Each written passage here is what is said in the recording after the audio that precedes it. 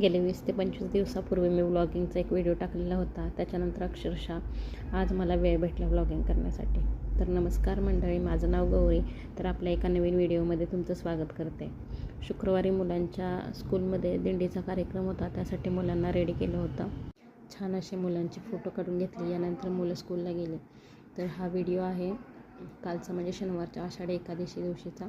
तर घरामध्ये सर्वांचा उपवास असल्यामुळं जेवणाचं वगैरे काही करायचं नव्हतं. सकाळी छान अशी देवाची देवपूजा झाली, मस्तपैकी रांगोळी काढली.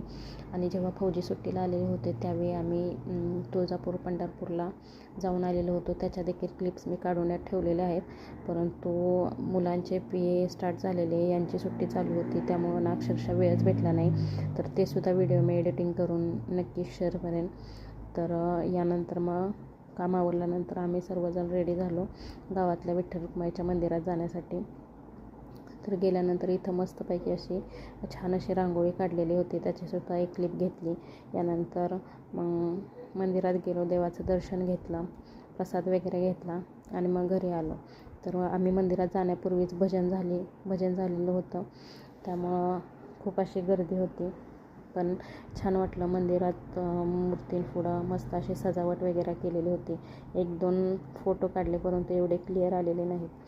तर आजच्यासाठी एवढंच. तर भेटूया पुढच्या व्हिडिओमध्ये. व्हिडिओ आवडल्यास नक्की लाईक, शेअर, सबस्क्राईब करा.